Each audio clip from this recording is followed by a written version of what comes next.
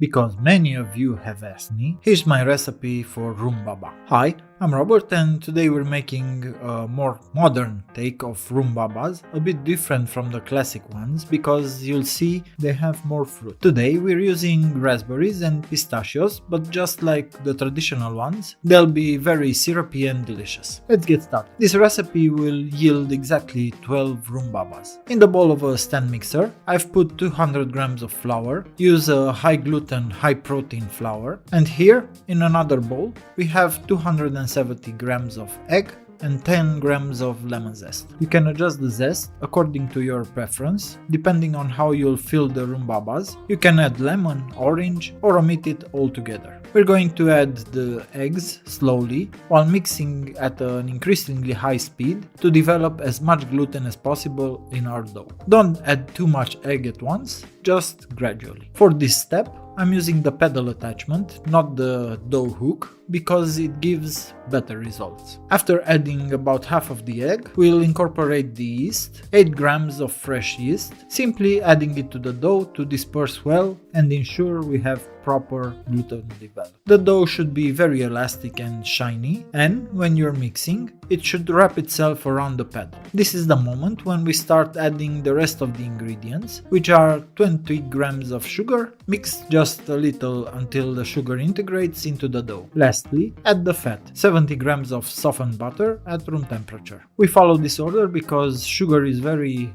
hygroscopic, it absorbs a lot of water and would compete with the gluten for moisture, and the sugar wins.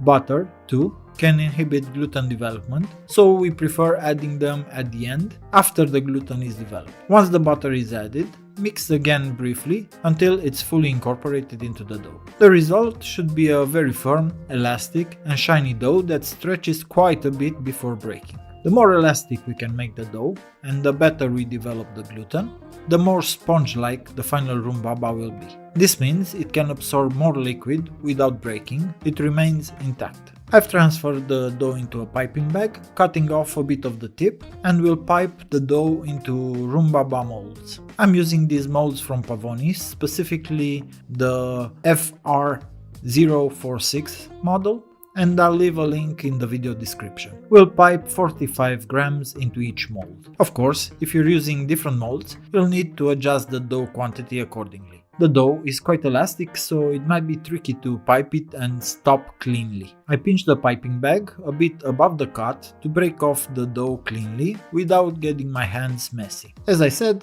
exactly 12 rhumbabas. Now, they need to proof in a warm place. I usually set the oven to 30 degrees Celsius, then turn it off, or just leave the oven light on, which is enough. It takes about 20-25 minutes. You'll know they're ready when they rise to the level of the mold, so using the oven is the safest way. While the rhumbabas are resting, we'll prepare the rest, starting with the syrup. I've added 2,500 grams, 2.5 liters of water, 1,250 grams of sugar, 5 vanilla extracts and 5 room extracts, covering the pot and bringing it to a boil. You can use whatever flavoring ingredients you prefer, like lemon peel, orange peel, cinnamon, whatever suits your taste. Just make sure the flavor you add complements the final taste of the rhumbaba. For example, if I'm making a chocolate rhumbaba, I wouldn't add lemon, as I might not like how lemon pairs with chocolate. So make sure the flavor harmonizes. The second component we need to prepare, while the rhumbabas are proofing,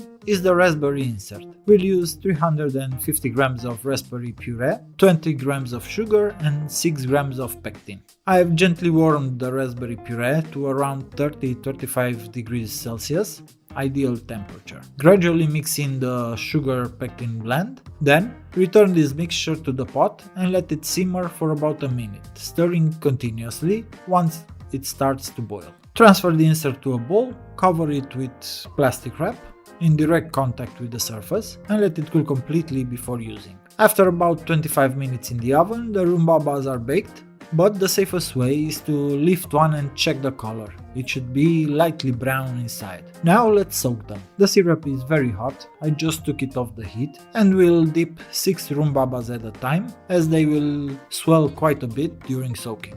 Always start soaking with the bottom side up, because the side that was in the silicone mold absorbs more syrup quickly. If it becomes too heavy, you won't be able to flip it. Soak with the hole facing up for about 5 minutes, then flip for another 5 minutes, and they should double in size. When removing the rumbabas from the syrup, make sure to place them hold down and use a spider strainer to drain them well. I place them on a cooling rack to let the excess liquid drain. They retain just the right amount of syrup without needing to squeeze out any. For a nice finish and to keep the rumbabas moist, if you're displaying them in your pastry shop, lightly brush them with a thin layer of apricot glaze or similar jelly. I prefer using apricot preserves blended with a bit of water to achieve the right consistency for brushing. You can see the difference in appearance, how glossy and appealing they look once brushed. Now, each rumbaba goes into a 210 ml glass. I'll also leave the link in the description for these glasses. When transferring the rumbabas,